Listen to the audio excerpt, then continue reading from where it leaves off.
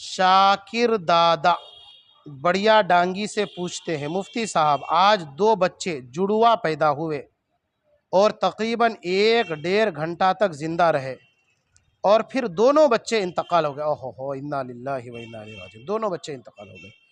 سوال یہ ہے کہ کیا ان 2 بچوں کا کفن دفن اور نماز جنازہ پڑھا جائے گا؟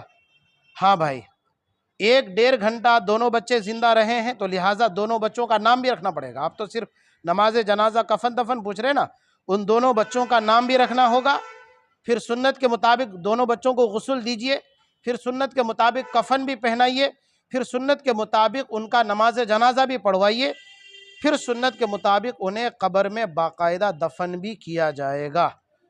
چونکہ جب 1 گھنٹہ زندہ رہے ہیں تو یہ سارا عمل ہوگا، دونوں بچوں کا نام بھی رکھا جائے گا، سنت کے مطابق غسل بھی دینا ہے، سنت کے مطابق کفن بھی دینا ہے، پھر نماز جنازہ پڑھ کر کے باقاعدہ قبر میں دفن کیا جائے گا۔ باقی ہم والدین کے حق میں دعا گو ہیں کہ اللہ تبارک و تعالی والدین کو صبر جمیل عطا فرما، ان دونوں بچوں کو والدین کے لیے ذریعہ نجات بنا۔